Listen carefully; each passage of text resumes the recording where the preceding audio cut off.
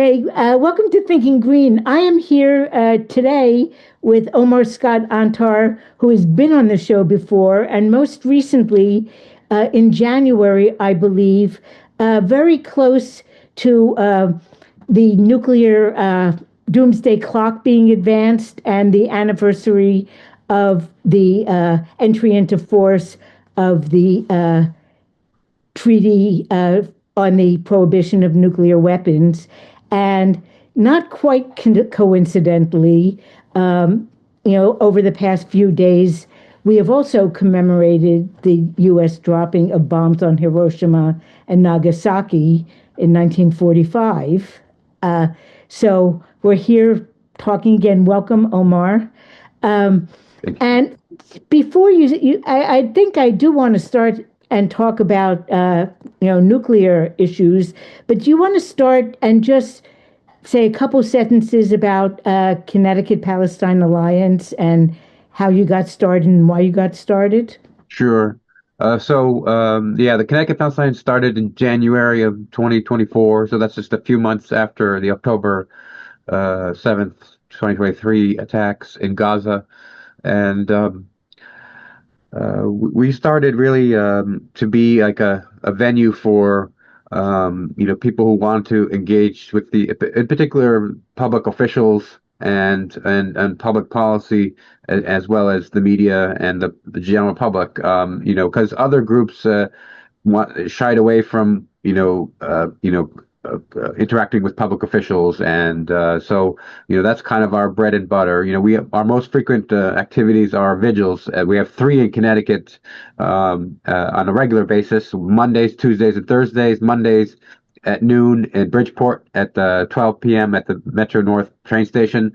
On Tuesdays, also 12 noon, is at the Yale New Haven Hospital at 20 York Street. And Thursdays at 5 p.m. is at alternating hospitals in the Hartford area. So that's Thursdays, 5 p.m. at St. Francis or Yukon Farmington. It's the first and fourth Thursdays that are for Yukon Farmington and in John Dempsey Hospital, and then St. Francis in Hartford itself on the second and third Thursdays. But also we have many different other activities that we're planning. A few lectures coming up in the fall, including with Norm Finkelstein, because we have different connections with groups across the state, particularly the Northeast Connecticut Gaza Peace Group, which hosted him along with Connecticut Palestine Alliance in, I think it was February 25. Yeah, so it's been over a year and a half or thereabouts, and so we have good connections with Norm Finkelstein, and he's writing a new book that he wants to talk about, and he also is passionate about free speech, which is very appropriate to the Palestine movement, because we are the number one target. Even before 9/11, but since the new Trump administration, who were the first people, immigrants who were pro-Palestine, like Ataturk, I think that's her name. It's a sister, Turkish sister, who wrote a op-ed in, I think, Tufts, or Oh, or yeah. or one of the schools up north and in Boston area, and Mahmoud Khalil in Columbia University. So they were the first most prominent targets for their Palestine activism, for their free speech, and obviously not for any criminal activity. And they were, deported or attempted to be deported. And but thankfully, that kind of, with a lot of efforts, legal efforts, I think they're not. They're still in the United States and awaiting their legal procedures, which is obviously cumbersome and onerous. Besides their stays in the ICE jails.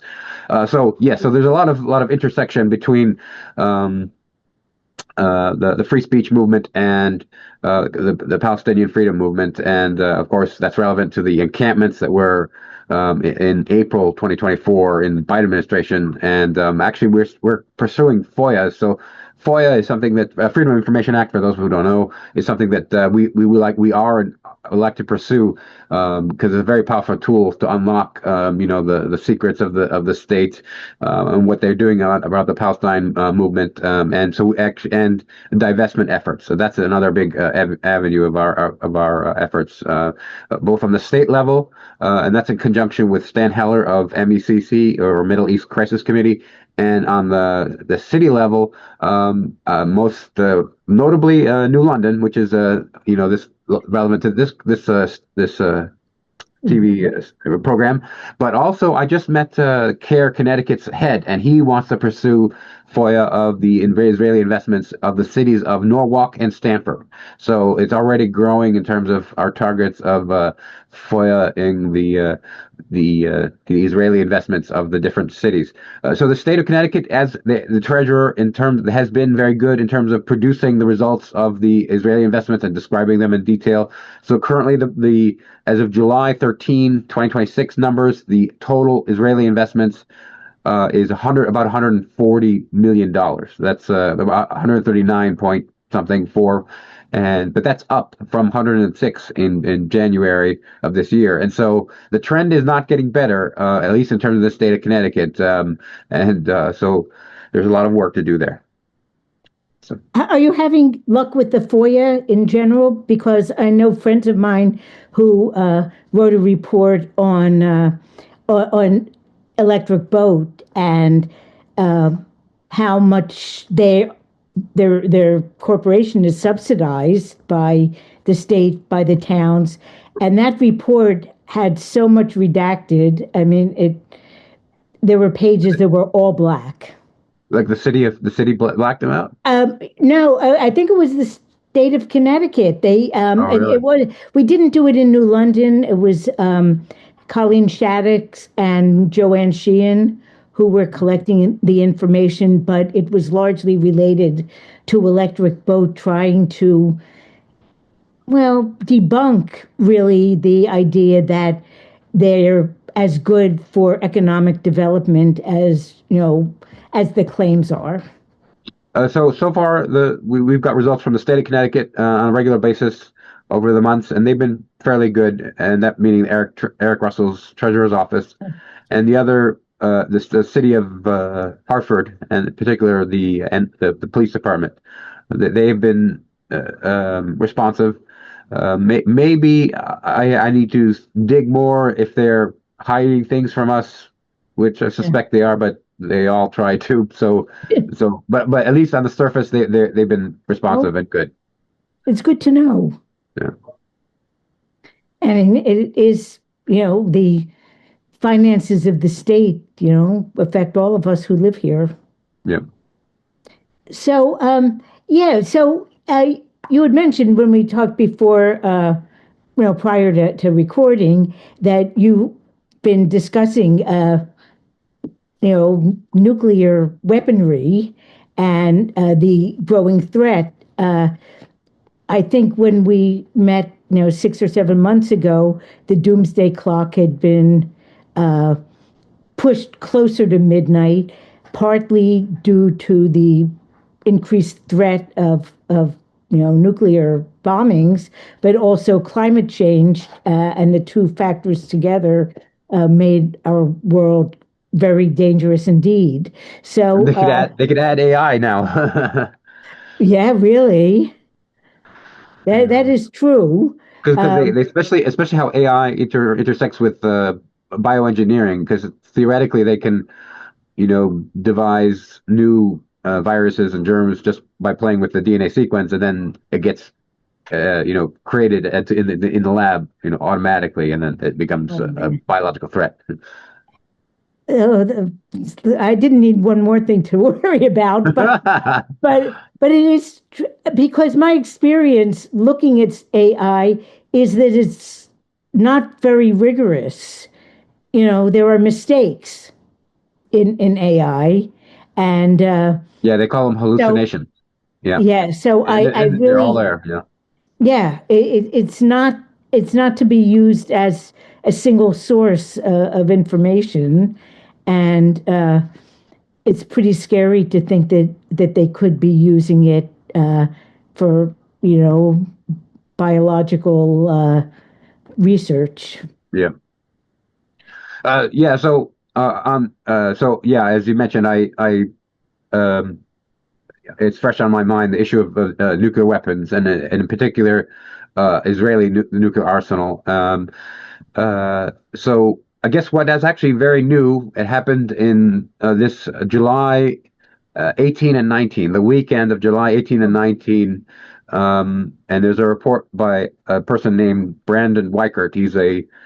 They call them war nerds. So they're people who are obsessed over war, military, equipment and things like that. And he noted that that very publicly, which is unusual, is why it's news and why very publicly the Israeli Dolphin class electrical submarines on the surface of the water left their port from Eilat to the Red Sea.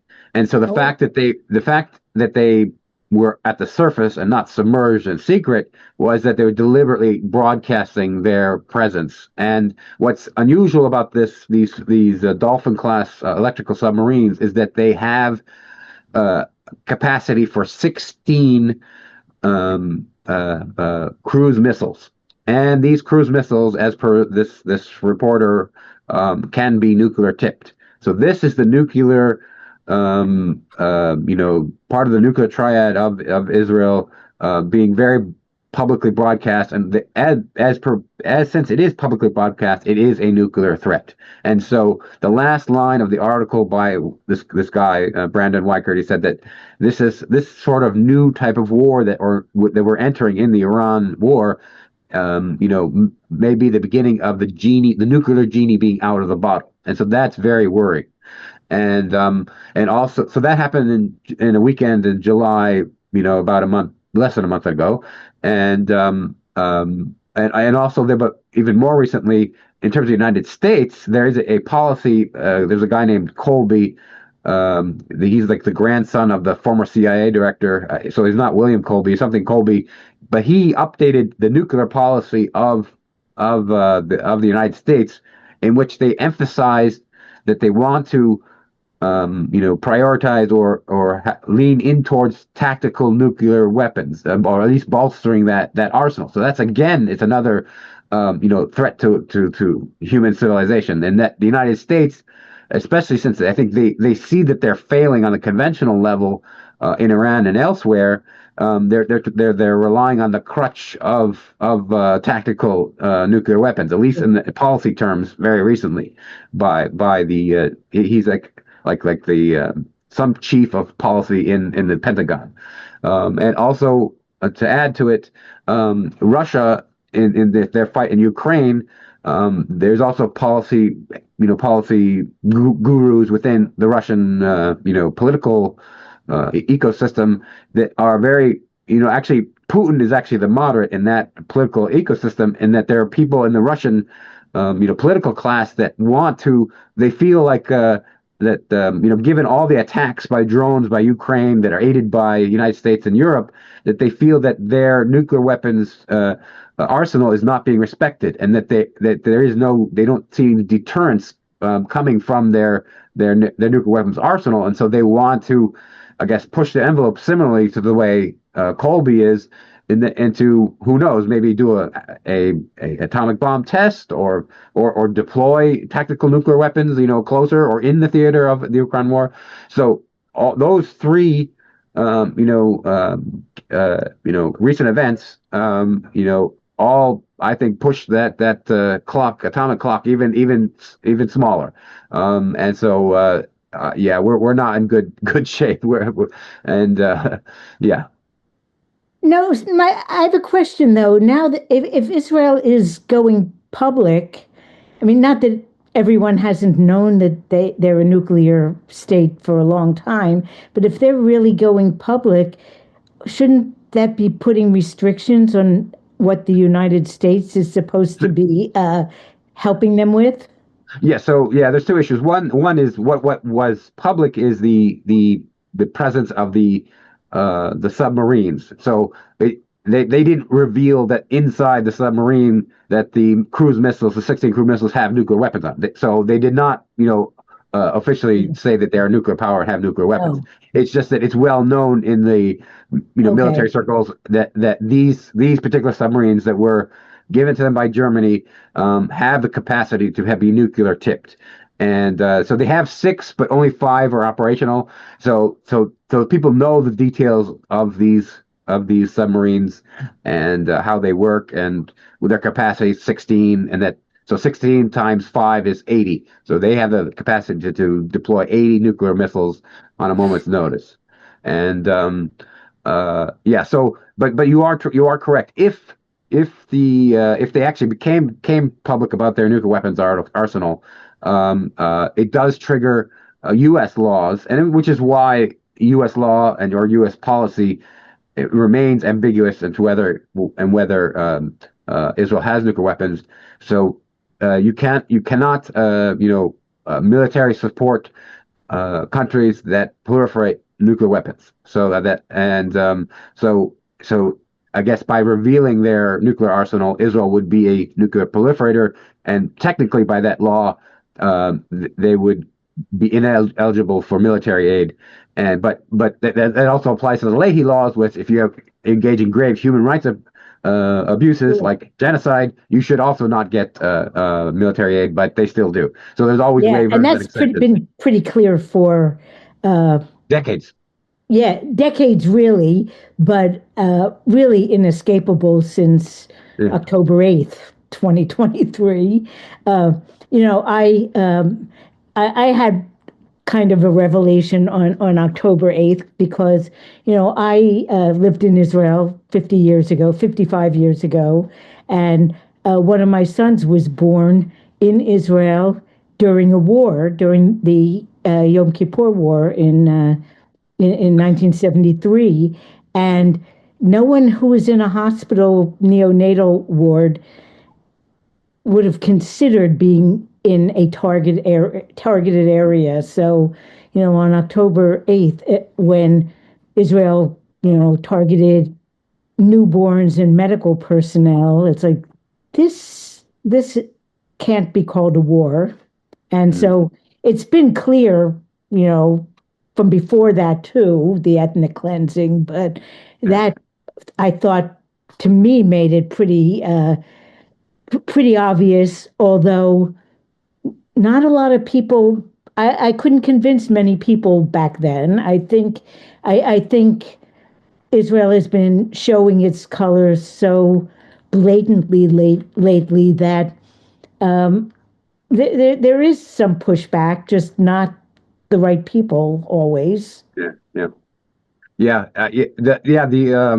for the very first time, the overall general American public is now majority pro-Palestine than pro-Israel. And that happened like a few months ago. And this is all brand new, and in the Democratic Party, it's even like 80-90%. And but unfortunately, still the leadership like Hakeem Jeffries and Schumer are all pro-war, pro-Israel, and pro-war in Iran, even though they don't jump up and down. But they complain about the process. You didn't come to us. You didn't come to us. Of course, if he came Oh to us, they would yeah. have said yes or figure out a way to let go, slide through. Um, yeah, there was one issue I wanted to raise. Uh, I forgot, but I guess it'll come to me. Uh, Let me know when it comes to you. okay. Maybe are you interested in giving some updates about what's happening now um, in Gaza, in the West Bank, in Lebanon, in Yeah. Iran? Um, So it obviously, seems, yeah, since we last talked, there was no Iran war or the one that started February 28th. They call that at least the beginning part, the Ramadan war in Iran, and but we're still in it. So and it's going to be a long war. I think we're kidding ourselves if we think it's going to end anytime soon, because the economic effects will lag months afterwards, and there's market manipulations to suppress the economic effect. So because we're drawing down on the SPR, or Strategic Petroleum Reserve, and we're getting close to the bottom, where the caverns where the oil stays will structurally degrade and becomes impossible to get the whatever's left in the oil.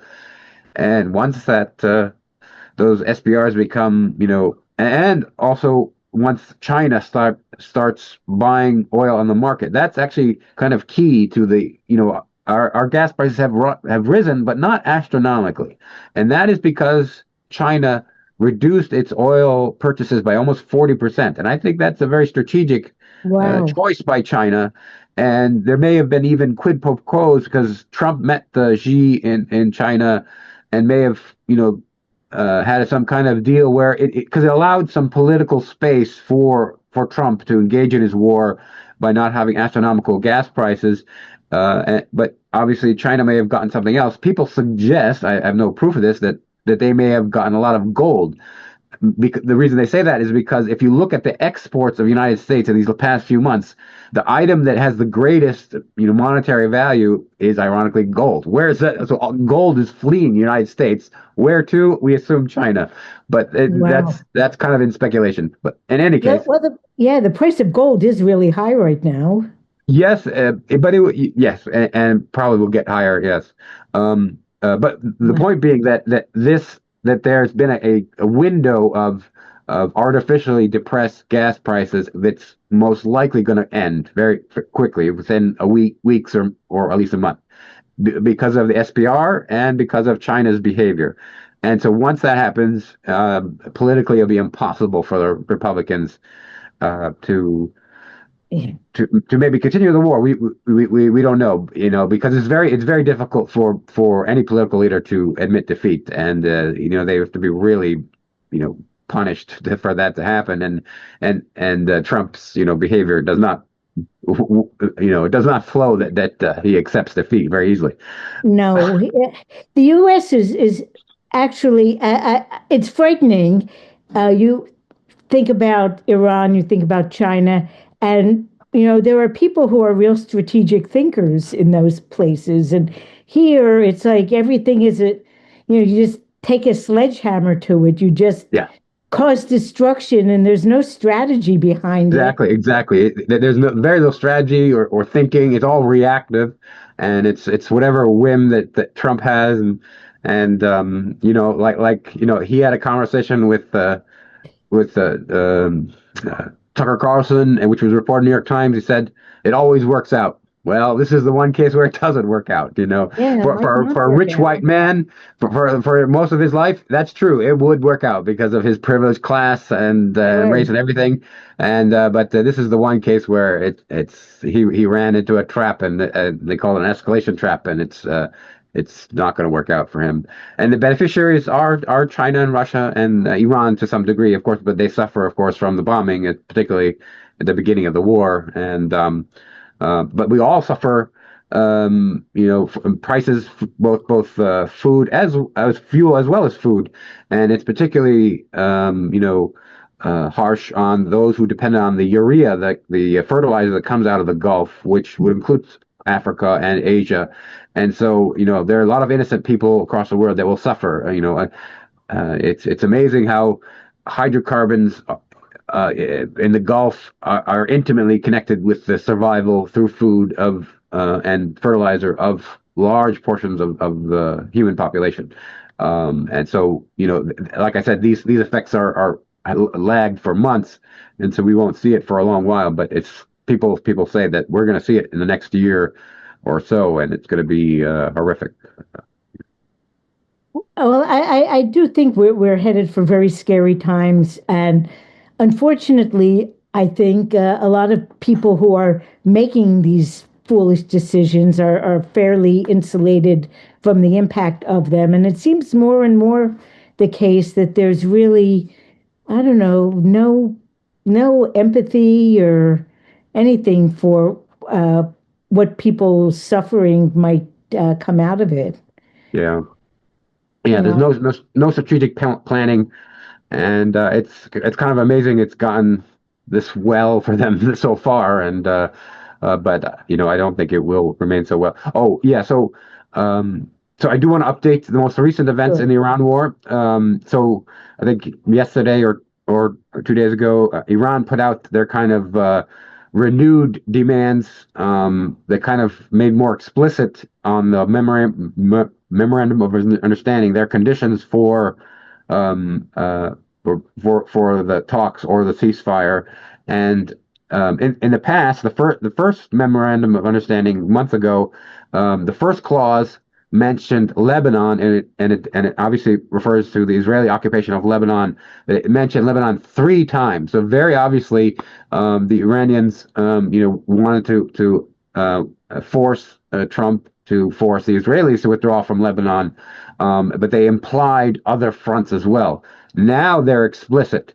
And ironically, the Iranians did get criticism for not being explicit about Palestine, and now Palestine is explicit in the Iran war because of those words placed in the recent updated terms that Iran wants to have met.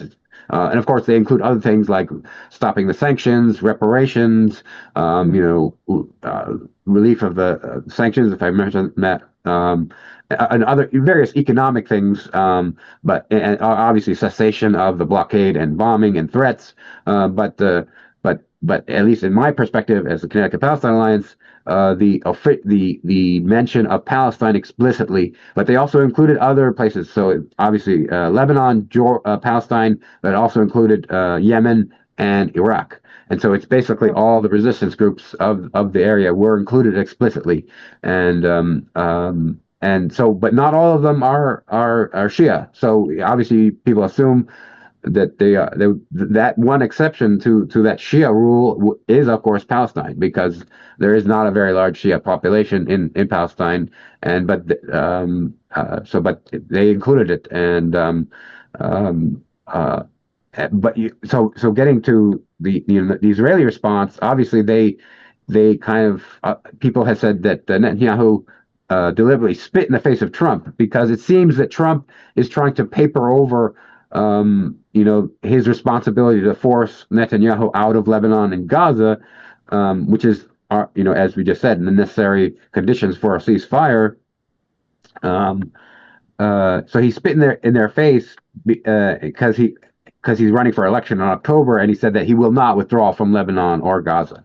And politically within Israel, particularly the people on the right, they are trying to excuse their failures in Lebanon because they're kind of hunkered down in the non-populated areas by trying to take more and more land in Gaza. So they failed in Lebanon, so now we'll show that we won in Gaza. And so originally the ceasefire in Gaza, which is not a ceasefire because they just kept shooting and Yeah, never killing has people. been really. Yeah. So originally they had 53%, but then they pushed it up to 67, and now it's 70%. So very obviously, for political reasons, they are trying to encroach and take as much of Gaza as possible. Like the camel nose under the tent. I don't know if you know that Ace of Fables, where the camel puts his nose under the tent and Oh, then gets a little yeah. bit more and a little more until the entire camel's in the tent. It's which they can effectively do because people's attentions is everywhere elsewhere, particularly the Iran war, and uh, so there is a coming clash between Trump, if he wants to have a peace deal, which is not a guarantee, and he has shown no will, and he has to have extreme strong will to push back against the Israelis to have a peace deal. And so I don't foresee peace anytime soon, unfortunately. But it is notable that in the last few days, Palestine is explicitly linked to the Iran war by the words of the Iranian government. Yeah. And of course, it's not just Gaza because in the West Bank, there's been well, an escalation, but Yeah. also, how many settlers live there, and they're sort of, they're not official military, but they are kind of paramilitary in many cases. They're certainly being Yes. enabled in their land grabs. Yeah. Most deliberately and explicitly, especially since the settlers are in the current Israeli government. The most obvious right wingers are Ben Gvir and Smotrich, and so Ben Gvir, I think, is head of security or security related kind of, and so that he basically gives guns to the settlers, and they do this encroaching on where they actually go into villages and start provocations, so that there's a reaction against their provocation, and that they can bring the military to then push out or push or attack in some way the Palestinian resisting the encroachment. And so yeah, you're absolutely right. I think people have called the violence, West Bank violence, most unprecedented. Oh yeah, the point that I wanted to raise that I forgot previously was how the Israeli nuclear weapons relate to the United States. In that, one very notable thing is that the congressman led by I think Castro, what's his first name? I don't I don't Representative Castro out of remember. Texas. So these are progressives, and so he had a letter was co-signed by 30 people. So Representative Joaquin Castro, I think, he has a twin brother, so I think maybe Joaquin is the one or the other, but Joaquin Castro, will say, a representative out of House representative member out of Texas, he wrote a letter. And it's a pretty impressive, that he, kind of wrote it, I think, to Marco Rubio to explicitly expose the Israeli nuclear arsenal and how it interacts with the United States. How does the United States react to the Israeli nuclear arsenal? Because the Israeli nuclear arsenal, not only just threatens Israel's neighbors, so like Iran most acutely now, but also their use of nuclear weapons, impacts adversely the United States because the United States reflexively wants to protect Israel, and so if they cannot control the Israelis' use of the nuclear weapons, if effectively Israel drives the pace and actions of the war, including deployment of nuclear weapons. In the absence of an ability to account for and restrict Israeli nuclear weapons. And so the Israeli nuclear weapons threaten not only its neighbors like Iran, but also the United States in some senses.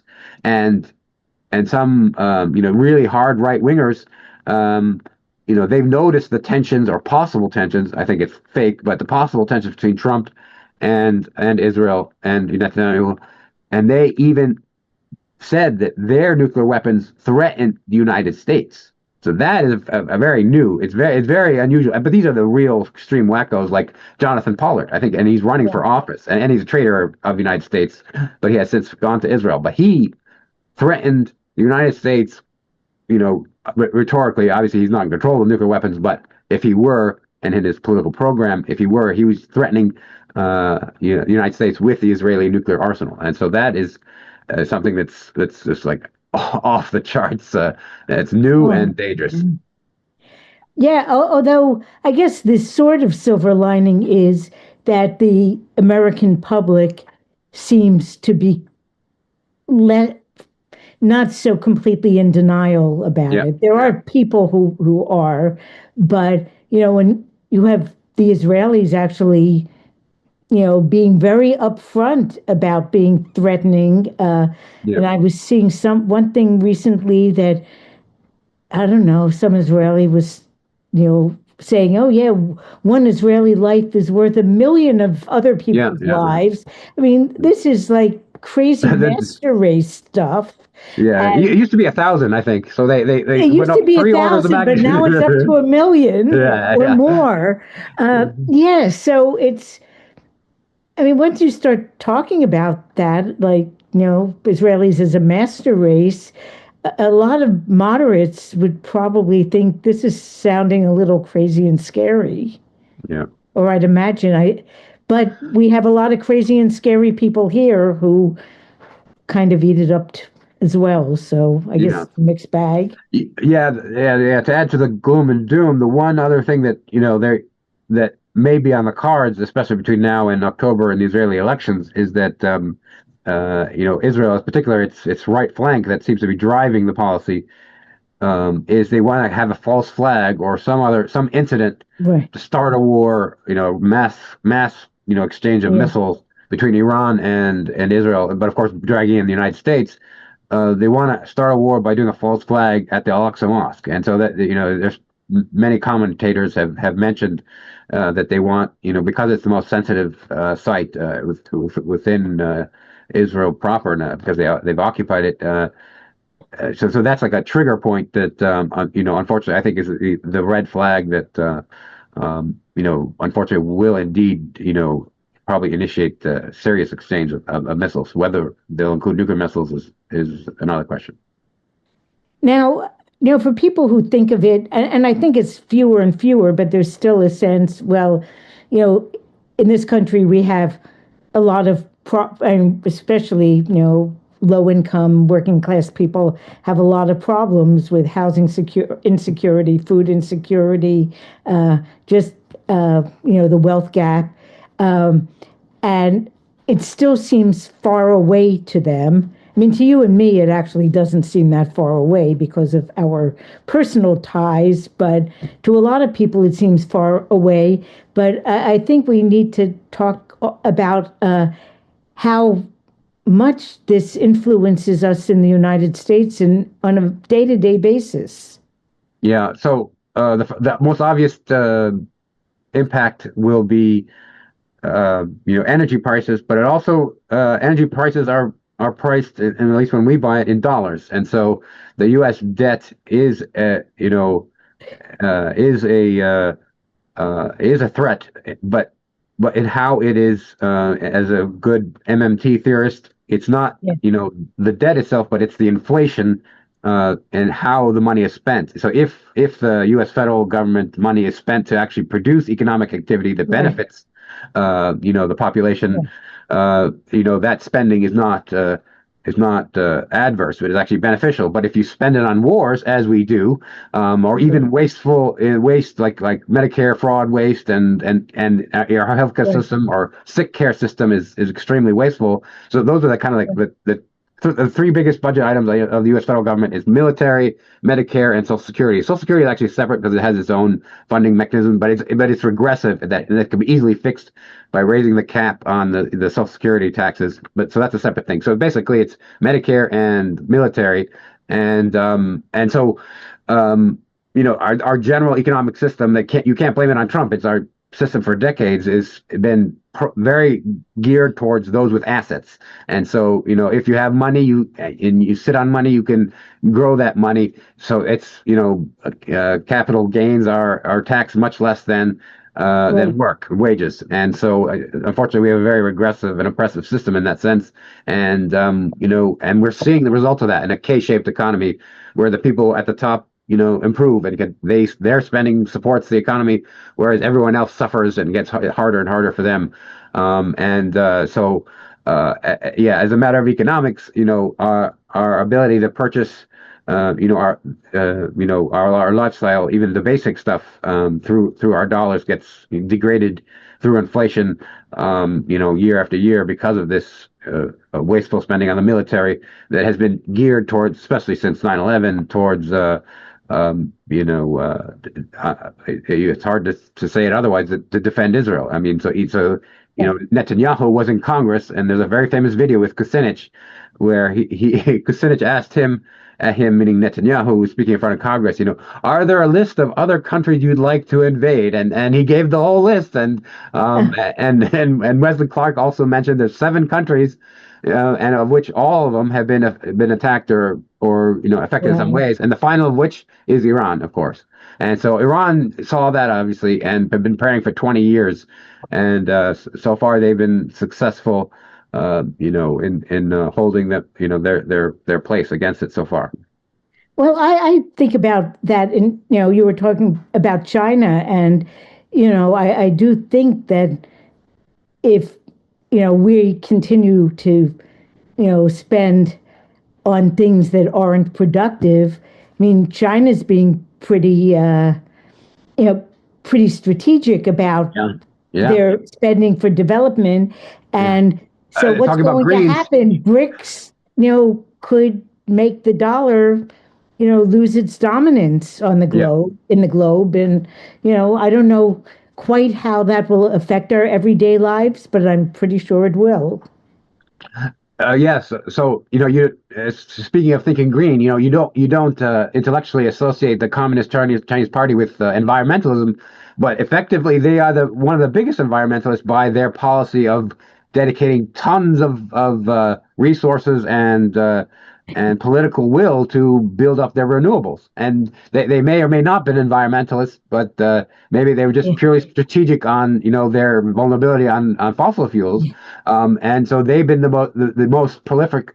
All the solar panels we have are Chinese made, because even if you make them in the United States and the West, they're just outbidded, so cheap, much cheaply done by the Chinese that it's impossible to out compete Yeah. with the Chinese on the renewables. And they pursue like an all of the above strategy. And but they are environmentalists in some senses because like in 2008 they recognized they had Olympics, and that the smoke of the coal burning power plants have choked and dirtied the cities of China, and so they took it's kind of we're kind of jealous. You have a policy problem, and they can actually do something about it, and it actually works. It's like, why can't we do that? It's all because our political system is run by the billionaires, and so unless they care, nothing happens. Yeah, it's true. And of course, in terms of every, all of this influencing us here, where, the whole issue of even people talking about, much less voting on whether we should be merging the militaries of the U.S.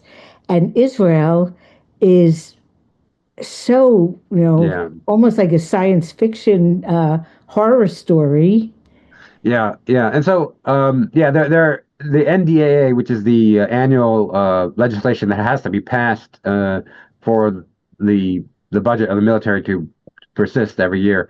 They have different sections, and so I guess, and it's a very long bill, and so I guess so the pro-Israel legislators who write these bills, they tried to slip past um, uh, sections called, it's 219 now. It used to be 224, but it's 219 that attempted to merge the militaries of the United States and Israel. And so what that does is that people argue that they're kind of merged in a sense, but this makes it more formalized and harder to disaggregate. And in cases in which the Israeli military industrial complex actually outstrips the United States in certain technologies, the United States becomes the junior partner in that case, and because of the merger, there is no blockage on sharing of information, because usually the Israeli spying apparatus in the United States tries to get 100% of all the military technology of the United States, and because there's a guy named John Kiriak who describes this in anecdotes, and so he describes how like the F-15, there's a version of an F-15I for Israel, and F-15E for Emirates, and these planes have like just a slightly degraded avionics, but Israel, by its spying techniques, always wants to get that 100% of the avionics. And but with this new merger, they wouldn't at least through our legal process, they wouldn't have to spend that effort to spy on the United States, because they get it legally directly. Wow. And And there is a section 622, which is the merger of the intelligence systems. That the section 219 is for the military, but for the CIA and Mossad, the intelligence systems, that also there is also legislation merging their intelligence systems, which is called section 22. And so that was championed by Senator Tom Cotton of Arkansas. I think he's the co-chair of the Senate Select Committee on Intelligence. That's equally outrageous because the CIA, through its indirect means, actually, both historically and since post 9/11, has, even though it's illegal theoretically, affects the domestic rights of the United States, and so it's also pretty outrageous. wow. And of course, surveillance has been a big topic here too. You and I were both at the city council meeting in New London last week, and there is a lot of concern with people's privacy, and it is interesting that the item ended up being tabled because it did not, as written, although the counselors had been told that if the range of the surveillance were to be increased, it would need to get approval of city council. It was not actually written that way, and it sounded like just the mayor could do it, or the chief of police Mhm. could do it. So it's going back to the drawing board, because even the counselor who brought it up was actually in favor of the license plate readers and Hmm. read this part of it that, oh, this technology could advance and it wouldn't come to the legislative body again and kind of put the brakes on. So it So, might, who so knows just what to will happen with it. so just to be clear, when you say table means that it didn't, They were they didn't trying to vote on pass? it. They did not vote on it. Okay. They didn't vote on it. And when we Sometimes, when we say it means the legislation that would have approved the license plate leaders. yeah, I think it might have only been the second reading. I don't know exactly how that works. In theory, in New London, important legislation is supposed to have three public readings before final passage. So the first reading, it was a tie, so it didn't actually pass the first reading. It was 3-3. And who knows what would have happened had they voted on the second reading. But I think it was tabled in hopes that the current proposal would be withdrawn and a different, more restricted proposal would come to the city council. Sometimes things are tabled and they are taken off the table in a subsequent meeting, and sometimes when they're tabled, they get withdrawn and replaced by something else. So I'm expecting maybe not at the next meeting, but which I think is tomorrow, tonight, actually, as we're Oh. talking, because this is airing on Tuesday, but we're talking on Monday. No, Okay. I'm trying to. I don't remember. Okay. I think it's next week. Yeah, on the 17th is the next meeting, and I don't know. I don't think the agenda's been posted yet, so it's still up in the air. There were a lot of concerns about the purpose of that surveillance because, to me at least, because I think about roads and how people travel on them, um, it isn't that kind of thing is really not a deterrent to speeding.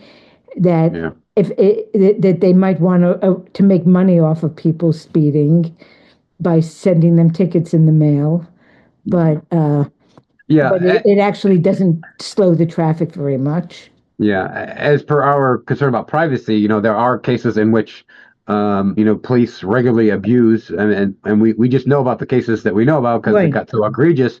But there were cases, especially in Texas, where people traced somebody who was seeking an abortion, and Right. so you think they're gonna look at Palestine activists and like say, oh no, free speech? We won't look at them. No, of course not. Right. Yeah. Palestine activists have been under the microscope since actually before October 7th, but Yeah. it escalated with those encampments in spring Yeah. that it became, well, there's a lot of confusion, and maybe people, we should even mention it quickly, like, Zionism, anti-Semitism, and Islamophobia.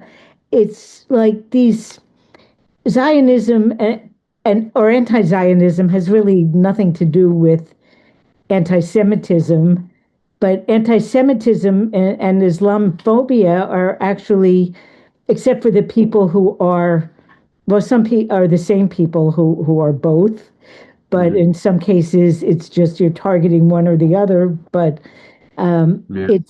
there's Yeah. a tremendous amount of confusion, and I it really disturbs me that like people who are Holocaust experts are very often looking only at the past and not at the present. And Yeah. you know, why learn? Why study it if you're not going to learn anything? Yeah, exactly, exactly. Yeah, it's like the state of Germany. They recognize the guilt, but then they can't extrapolate from their guilt that this is applies to all humans, and just the ones you may have wronged in the past, you excuse all their crimes. That's just it is outrageous. And but in the 1800s, when I think the term anti-Semitism was developed, it actually kind of referred to not just Jews, but also Jews and all Semites, Arabs as well, and Yeah, which implies Muslims, and so so yeah, the original term was very broad based, and Yeah, it's been distorted over time. Yeah, yeah. And it's just it's a very it's a reason you mentioned Norm Finkelstein and coming back, and Norm Finkelstein and people like him who have ties with Holocaust survivors, or if there are a few living Holocaust survivors, and pretty much all of them acknowledge that this is a Holocaust happening again. yeah, yeah, Um, but those who just look at it superficially, yeah. they don't really get it. So yeah, I think we have about maybe 5 or 10 minutes, and I want to talk about like what people are doing. What you're aware of that people are doing, how people can get involved, um, making waves in our municipalities and Absolutely. within our state, or hopefully influencing our foreign policy as well. Yeah, so I work with several different groups on the kind of the lobbying front. I often go to Washington D.C. with Doctors Against Genocide, and and that's actually where I met with some of the staffers of Joaquin Castro, and I pushed to Mhm. have a renewed letter from his. He has a May 4th letter on the Israeli nuclear weapons, and I want them to have a fresh letter because he only had 30 people co-signed, and I kind of want to push for more. So last week, I guess a sort of a victory. So there is a doctor, very famous doctor, Dr. Hussam Abu Safia, and he in December 27th, 2024. So about 570 plus days, he's been in Israeli military dungeons, and very recently, in July 2nd, he had a meeting with his lawyers, one of the rare ones every 6 months, and he shows sign of torture, but not just like waterboarding, but torture with hitting hammers on him, so much so that he could not stand up. I mean, he was kind of always collapsing, and so he was in serious bad shape. And so there was a kind of a very urgent appeal to press the Israeli government to, in the very least, give him medical attention, but obviously release him because he's obviously a political prisoner. His crime is to defend his patients and his hospital, and also to report about the suffering of the Palestinians in his hospital in the New York Times. And because so he embarrassed the Israeli government in the official U.S. press, and that was his cardinal sin, because he would give reports, and he would give reports at Doctors Against Genocide. They have weekly seminars at 12 p.m. On Sundays. Anyone can view it on Zoom or YouTube, and and so he was a regular member of that before his capture, and so we kind of feel like he's our intimate brother, and being subject to this torture and military detention, and so oh the kind of a success is that unusually all five of the Connecticut state representatives co-signed the letter.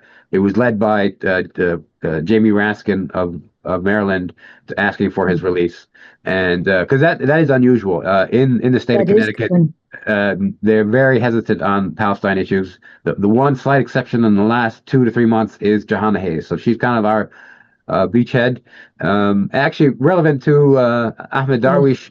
yeah. We take credit for threatening her politically. Uh, you know, uh, calls and visits and everything is nice, but I suspect that the cynical political operatives only feel threat when there's electoral threat. I think that is true. And, um, I was disappointed at her stance that it took so long, yeah. but I guess Yeah. later is better than never.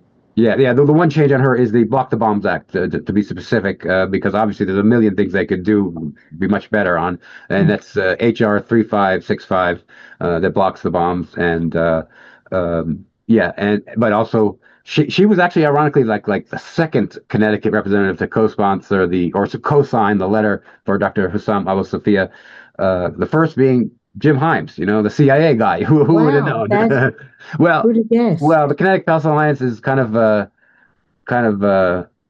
privileged to have people who text them on a regular basis, and maybe I shouldn't say, but they shared his text with Jim Himes. Yeah. Now, you know, part of the problem has been, and this isn't just since 2023, it's been for decades, that the US press really does not cover what happens. That sometimes, like, friends of mine will say things, and it's like, you really, like, don't know what's happening there. And it isn't as though Israel is hiding it. It just isn't getting Yeah. reported in Yeah. the mainstream media.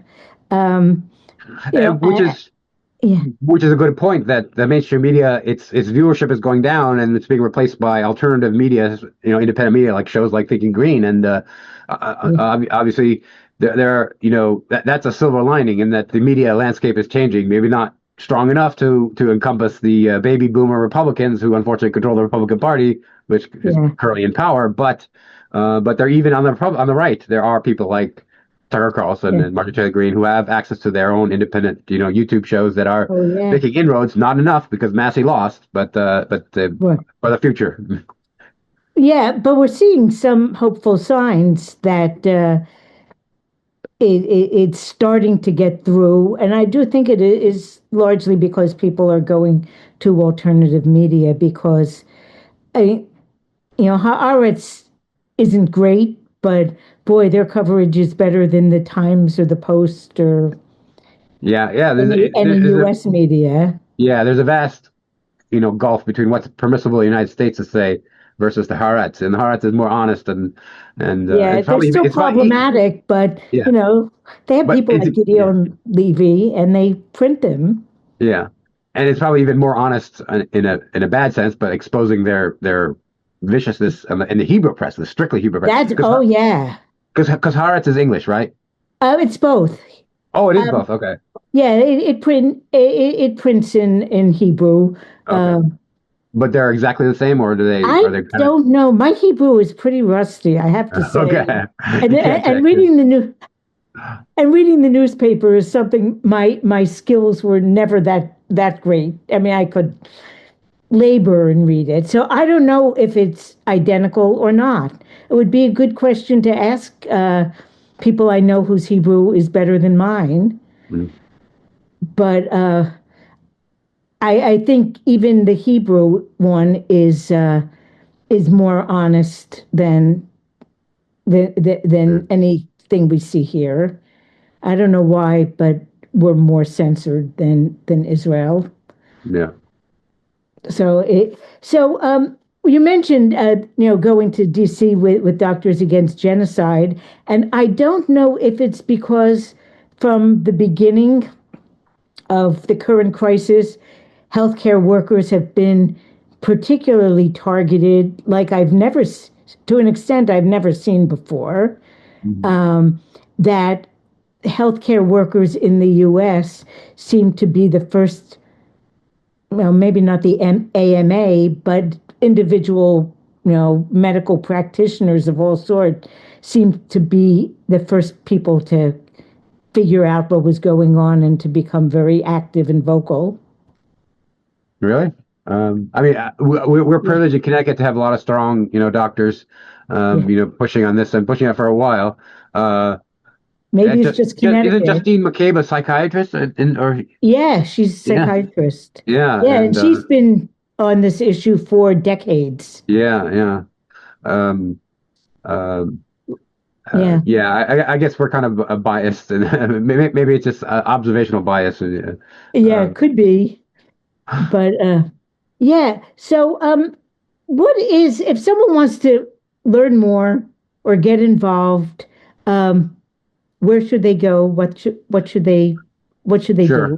do? So the email list, our general email list, is kind of our main source of communicating with the general public. And to find that link to sign up, it's very simple. It's PalestineCT.com. So it's Palestine, the word, and then CT for Connecticut. All one word, no spaces, no dots.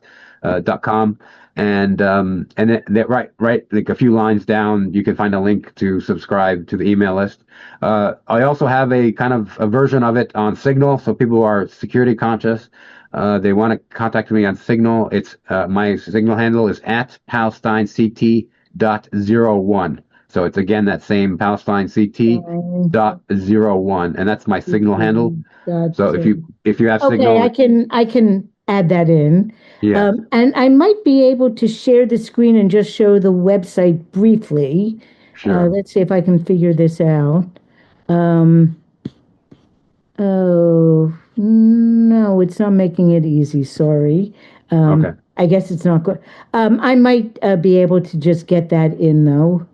okay. I'm not because the one thing I do have that I can share is let's see is And and if you're, is yeah, the healthcare workers yeah, Bridgeport Vigil stuff. yes. Uh, And for the old school people who do email, the email address is info@palestinect.com. So it's info@palestinect.com.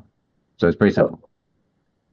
okay, well, I think that thank you so much for. Oh, I'm gonna stop sharing. Thank you so much for coming in and talking again and updating us. Yes, And we'll put the links to everything in the commentary so that people can, and I might actually be able to put a slide in that shows the sure. website. Um, but thank you so much. And thanks for sticking with it. Yeah, It's been 3 years. yeah, So, yeah. Yeah, when it started, there was rumors that Netanyahu wanted to continue the war until his election time. So back in 2023, you think that the war lasted 2026, you were just horrified, but it's exactly what happened.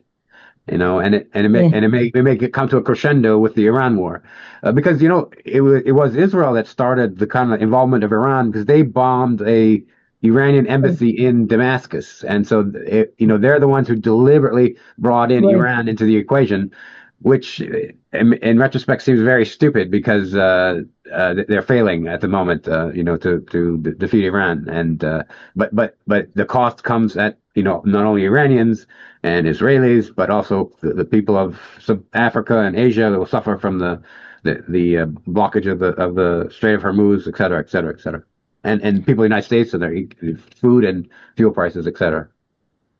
Yeah.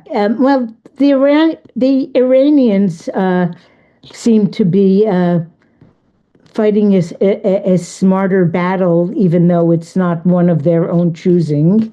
Um, and I don't know, the Israelis and the Americans, are they, uh, I don't know, running on adrenaline? I don't know. I can't figure it out. Yeah. But we keep on trying. Thank you so much for talking with us, and we'll try to get the info out.